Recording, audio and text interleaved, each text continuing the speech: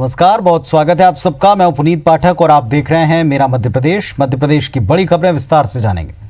मध्य प्रदेश में मंत्रियों के विभागों के बंटवारे पर सस्पेंस अब तक बरकरार है। दिल्ली में आज मुख्यमंत्री ने राष्ट्रपति भवन में राष्ट्रपति रामनाथ कोविंद से सौजन्य भेंट की। इस दौरान प्रदेश में कोरोना के हालात और दूसरे विषयों पर चर्चा हुई है। इससे पहले मुख्यमंत्री शिवराज ने केंद्रीय मंत्री नरेंद्र सिंह तोमर और सदानंद गौड़ा से मुलाकात की। तोमर से उन्होंने प्रदेश में बासमती चावल को जीआई टैग दिलाने का आग्रह किया, तो वहीं सदानंद गौड़ा से प्रदेश में यूरिया का कोटा बढ़ाने को लेकर चर्चा हुई। मुख्यमंत्री ने पार्टी के राष्ट्रीय संगठन महामंत्री बीएल संतोष से भी मुलाकात की। माना जा रहा है कि इस दौरान मंत्रियों के विभागों के बंटवारे को लेकर चर्चा हुई है। प्रदेश में विभागों के बंटवारे को लेकर जमकर जुबानी जंग जारी है। जीतू पटवारी ने मुख्यमंत्री पर हमला बोलते कहा कि खुद को टाइगर कहने वाले अब तक मंत्रियों को विभाग नहीं बांट पाए, दिल्ली में दर दर भटक रहे हैं। वहीं पूर्व मंत्री पीसी शर्मा ने भी तंज कसते हुए कहा कि ज्योतिरादित्य सिंधिया के सामने बीजेपी ने सरेंडर कर दिया। हालांकि पीसी शर्मा के बयान का जवाब देते हुए मध्य प्रदेश के गृह मंत्री डॉक्टर नरोत्तम मिश्रा ने कहा कि बीजेपी में विभागों को लेकर कोई खींचतान ही नहीं है। भटक रहा है, इससे पूछो, इसको क्या दूं, उससे पूछो। 3-4 दिन से दिल्ली में लगा है। क्या होगा मध्य प्रदेश का भविष्य, ये चिंता का विषय अगर आम जन के साथ कांग्रेस पार्टी विपक्ष का जिसका अधिकार हक है वो नहीं करे तो कौन करे। पूरी भारतीय जनता पार्टी ने दिल्ली से लेके मध्य प्रदेश भोपाल तक सिंधिया के सामने सरेंडर कर दिया है और उनको लग रहा है कि अगर ये इनकी बातें नहीं सुनी गई तो सरकार बच नहीं पाएगी। विभाग पर परस्पर बातचीत होती है और इससे भी पहले दिल्ली जाते रहे हैं और इसके पहले सबसे चर्चा की जाती है। सबसे चर्चा करने की परंपरा है। ये भारतीय जनता पार्टी है, इसमें कोई व्यक्ति प्रधान पार्टी नहीं है, उसी का निर्वहन किया जा रहा है। ये प्रिविलेज है मुख्यमंत्री जी का और वो स्वयं बता रहे हैं।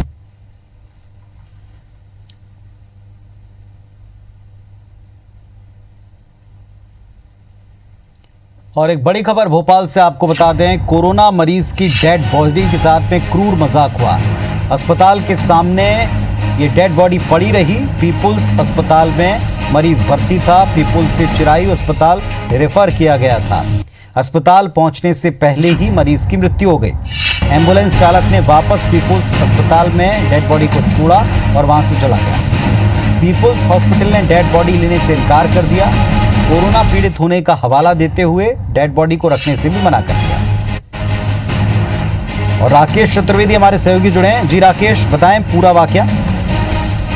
देखिए, जो पूरा घटनाक्रम हुआ है उसमें जो चिरायू की एम्बुलेंस है वो पीपुल्स अस्पताल के बाहर खड़ी हुई नजर आई है और पीपुल्स अस्पताल ने जो सीधा आरोप लगाया है, दरअसल जो वाजिद खान है उनकी अस्पताल में भर्ती थे। 5 दिन से उनका डायलिसिस चल रहा था। आज उनकी रिपोर्ट पॉजिटिव आई थी और रिपोर्ट पॉजिटिव आने के बाद प्रशासन को इस बात की जानकारी दी गई थी। जो चिरायू अस्पताल की एम्बुलेंस है वो पीपुल्स अस्पताल पहुंची थी और जो वाजिद हैं उनको लेकर रवाना भी हुए थे, लेकिन रास्ते में वाजिद खान की डेथ हुई। उसके बाद जो चिरायू अस्पताल की एम्बुलेंस है वो वापस पीपुल्स अस्पताल आई और जो वाजिद खान हैं जिनको बताया जा रहा है कि उनकी डेथ हो चुकी थी, उनको अस्पताल के ठीक बाहर स्ट्रेचर पर रख दिया गया। हालांकि पीपुल्स अस्पताल की बात करें तो पीपुल्स अस्पताल है उसने साफ तौर पर डेड बॉडी लेने से इनकार किया और कहा कि चूंकि पीपुल्स अस्पताल कोविड-19 अस्पताल नहीं है, ऐसे में वो कोरोना पॉजिटिव मरीज की डेड बॉडी अब नहीं लेंगे। और अस्पताल का ये भी तर्क था कि जो आईसीयू है पूरी तरह से बंद हो चुका है। हालांकि जो चिरायू अस्पताल की एम्बुलेंस थी वो एम्बुलेंस डेड बॉडी को रखकर रवाना हो गई और इस बीच पीपुल्स अस्पताल की जो टीम है, डॉक्टर से उन्होंने चेकअप किया तो उन्होंने भी पाया कि वाजिद खान की डेथ हो चुकी थी। लेकिन सबसे बड़ा सवाल ये है कि जब चिरायू अस्पताल जो है वाजिद खान को लेकर गया था उस समय वो पूरे स्वस्थ थे, रास्ते में उनकी डेथ हुई है, लेकिन रवाना होने के बाद जब उनकी डेथ हो गई उसके बाद एम्बुलेंस का वापस आना और उसी अस्पताल को सौंप देना जिससे वो भर्ती थे, ये कहीं ना कहीं एक बड़ा सवाल जरूर खड़ा होता है। पूरे मामले की बात करें, फिलहाल पूरे घटनाक्रम की बात करें तो सीधे तौर पर प्रशासन को हाल ही में इस बात की जानकारी लगी है। फिलहाल हम बात करें वाजिद खान जिनकी डेथ हो चुकी है, उनकी डेड बॉडी को हमीदिया अस्पताल पहुंचा दिया गया है। लेकिन जो करीब 1 घंटे भर तक हम बात करें, घंटे भर तक जो वाजिद खान की डेड बॉडी है वो पीपुल्स अस्पताल के बाहर स्ट्रेचर पर पड़ी रही। हालांकि उसका चेकअप जरूर किया गया था, लेकिन चाहे हम एम्बुलेंस की बात करें, एम्बुलेंस के जो डॉक्टर थे उनका ये तर्क था कि वाजिद खान की रास्ते में मौत हो चुकी थी, और जो पीपुल्स अस्पताल है उसने चेकअप के बाद उनके जो डॉक्टर का कहना है कि उनकी मौत हो चुकी थी। लेकिन सबसे बड़ा सवाल इस बात को लेकर है कि कोविड-19 मरीज की जिसकी रास्ते में अस्पताल पहुंचते समय डेथ हो गई, क्या उसके साथ ऐसा इस तरह का जो सलूक होना चाहिए, ये सबसे बड़ा विषय बना हुआ है। फिलहाल हम प्रशासन की बात करें तो प्रशासन को हाल ही में इस बात की जानकारी लगी थी और प्रशासन का कहना है कि पूरे मामले की जो है जांच की जाएगी। फिलहाल प्रशासन जांच की बात कर रहा है, लेकिन जो वाजिद खान के परिजन हैं उनको भी इस बात की जानकारी नहीं दी गई थी, और जब वाजिद खान की जो डेड बॉडी हमीदिया अस्पताल रेफर कर दी गई थी, उसके बाद जो वाजिद खान के परिजन हैं वो मौके पर पहुंचे थे। क्या कोई हल निकल पाया? क्योंकि वैसे कोविड-19 मरीज के लिए प्रोटोकॉल तय हैं कि किस प्रोटोकॉल के तहत मरीज को भर्ती करेंगे, ले जाएंगे, शिफ्ट करेंगे, और अगर डेड बॉडी भी है तो उसका अपना एक प्रोटोकॉल है। कौन सा अस्पताल निभाएगा, बस एक बात यहाँ पर आकर ठहरती है।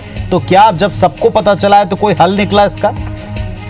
देखिए पुनीत, जिस तरह से जो वाजिद खान को चराई अस्पताल रेफर किया गया था और रास्ते में उनकी डेथ हुई, उसके बाद निश्चित तौर पर प्रोटोकॉल का पालन होना था, लेकिन हम देख पा रहे हैं सीधे तौर पर एम्बुलेंस आधी रास्ते से वापस लौटती है और पीपुल्स अस्पताल के जो स्ट्रेचर बाहर रखा हुआ है, चूंकि अस्पताल में डेड बॉडी लेने से इनकार कर दिया था, उस स्ट्रेचर पर डेड बॉडी रखने के बाद जो चराई अस्पताल की एम्बुलेंस है वो रवाना हो जाती है। यानी कह सकते हैं कि जो प्रोटोकॉल होना चाहिए, जबकि जानकारी है कि कोरोना पॉजिटिव मरीज है, उस मरीज की डेड बॉडी को इस तरह स्ट्रेचर पर खुले में रख देना, और जो अस्पताल है उस अस्पताल में कई मरीज भर्ती हैं और 1 घंटे तक वो जो डेड बॉडी है अस्पताल के बाहर, ठीक बाहर द्वार के बाहर, जो तस्वीरें हम साफ तौर पर देख पा रहे हैं उन तस्वीरों में दिखाई दे रही है, 1 घंटे तक जो सीधे तौर पर डेड बॉडी वहां पर रखी रहना, ये सीधे तौर पर जो कोविड-19 की गाइडलाइन है उसका सीधा उल्लंघन है।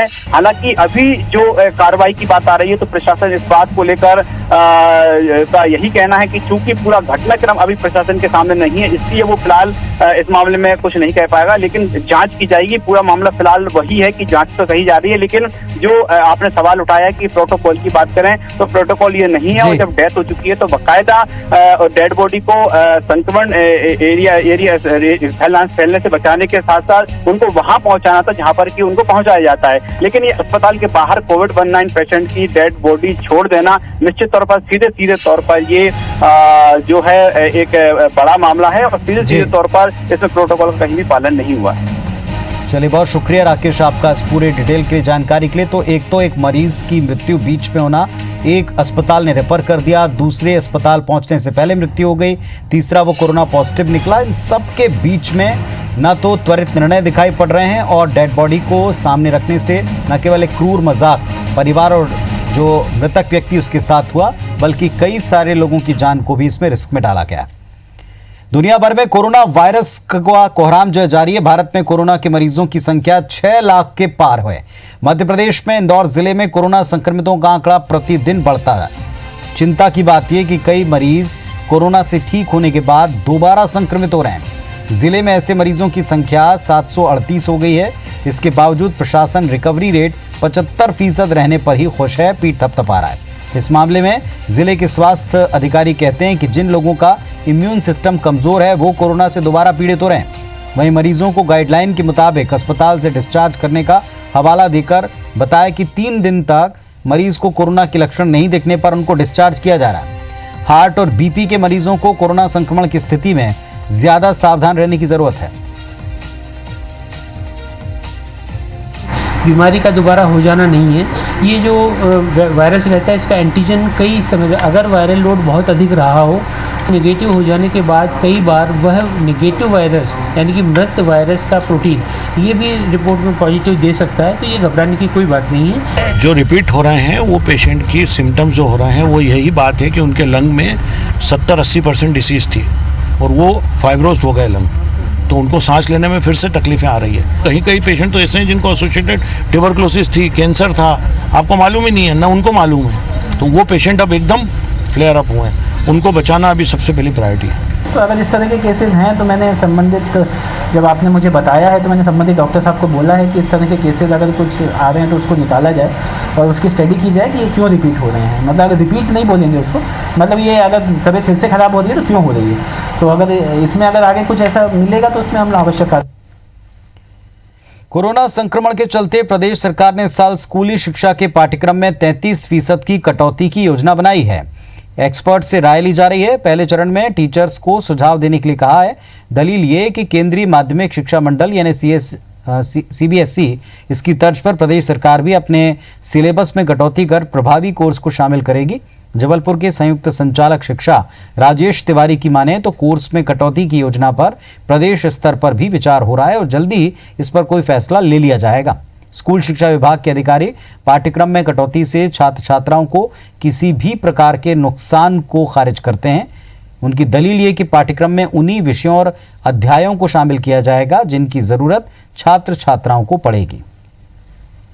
इस पे प्रारंभिक चर्चा हुई है और शासन इसके ऊपर विचार कर रहा है। टीचर्स से ओपिनियन लिए जा रहे हैं, प्रिंसिपल से लिए जा रहे हैं। सरकार इस पे ध्यान दे रही है। जैसे CBSE अपने कोर्सेज को कर्टेल कर रही है नंबर ऑफ वर्किंग डेज के हिसाब से, वैसे स्टेट गवर्नमेंट भी इस पर विचार कर रही है। मुंह पर मास्क नहीं लगाने और सोशल डिस्टेंसिंग का पालन नहीं करने के आरोप में मध्य प्रदेश के मंत्री जो हैं नरोत्तम मिश्रा, इनकी मुसीबत बढ़ने वाली है। दरअसल इस मामले में ग्वालियर के एक वकील उमेश बोहरे ने हाई कोर्ट में याचिका दायर की। याचिका में उन्होंने कहा कि बतौर स्वास्थ्य मंत्री नरोत्तम मिश्रा को मास्क लगाने और सोशल डिस्टेंसिंग के नियमों का खुद पालन करना चाहिए, लेकिन स्वास्थ्य मंत्री खुद इसका पालन नहीं कर रहे हैं। वकील ने बताया कि उन्होंने नरोत्तम मिश्रा के 7 जून की ग्वालियर यात्रा को आधार बनाया। इस दौरान वे सरकार के 4 मंत्रियों के घर गए थे, नियमों का मखौल उड़ाते दिखे। प्रदेश के मुख्य सचिव हेल्थ, DGP और ग्वालियर SP को इस बाबत नोटिस भेजा, लेकिन उन्होंने इसका कोई जवाब नहीं दिया। इसके बाद उन्होंने हाईकोर्ट की शरण ली। याचिकाकर्ता ने कोर्ट से इस मामले में फौजदारी मामला चलाने की अनुमति मांगी है। हाईकोर्ट ने अपना फैसला इस पर सुरक्षित रखा है।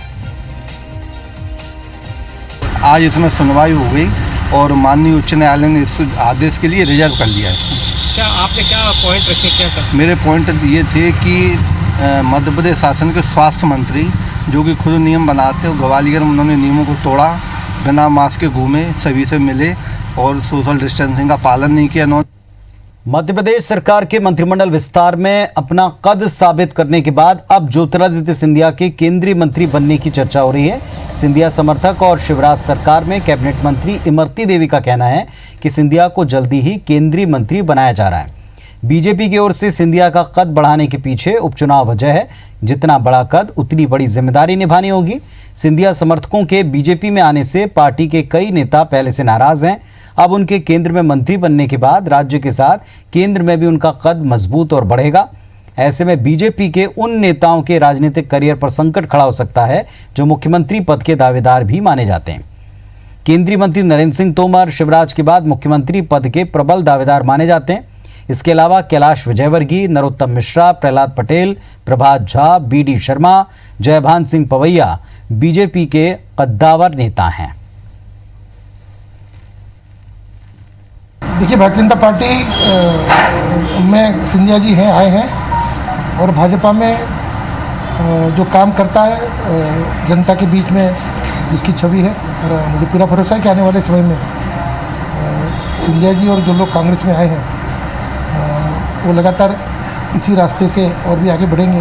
आप देखिए, बार बार जो है इनके गृह मंत्री जी बड़ी बुआ बन के बार बार लोगों को मनाने आ रहे हैं। इसका क्या कारण है? इसका कारण यही है कि इनके जो आंतरिक कलह है वो बिल्कुल ऊपर आ गया और जो इनके स्थापित पुराने भाजपा के लीडर हैं उनकी स्वीकार्यता नहीं है इनके लिए। सावन का पहला सोमवार होने की वजह से आज मंदिरों में दिन भर भक्तों का तांता लगा रहा। पूजा अर्चना करके श्रद्धालु भगवान शंकर को प्रसन्न करने में जुटे दिखे। हालांकि कोरोना की वजह से कई जगहों पर मंदिर के गर्भगृह में प्रवेश नहीं दिया गया। भक्तों में थोड़ी मायूसी दिखी। 4 तस्वीरें आप देख पा रहे हैं जिसमें उज्जैन में बाबा महाकाल की सवारी निकाली गई। राजसी ठाट बाट के साथ महाकाल का नगर भ्रमण हुआ। कोरोना की वजह से श्रद्धालुओं को इससे पूरी तरह दूर रखा गया। उधर खजुराहो के मंगतेश्वर मंदिर में भक्तों का जन सैलाब उमड़ रहा है, लेकिन मंदिर के गर्भगृह में प्रवेश नहीं मिला है। इसको लेकर स्थानीय बीजेपी नेताओं में नाराजगी है। जबलपुर में भी शिव मंदिरों में भक्तों का जमावड़ा लगा रहा। इधर अमरकंटक में सुबह हजारों की संख्या में भक्त और कांवड़िए पहुंचे। हालांकि इसके बाद दिन भर सन्नाटा ही रहा। पेंड्रा के पास ज्वालेश्वर महादेव में कोरोना की वजह से सन्नाटा देखा गया, जबकि नर्मदा उद्गम से जल लेकर ज्वालेश्वर महादेव में अभिषेक करने की पुरानी परंपरा है। तो इस बुलेटिन में फिलहाल इतना ही। तमाम खबरों और अपडेट्स के लिए आप देखते रहिए IBC 24। नमस्कार।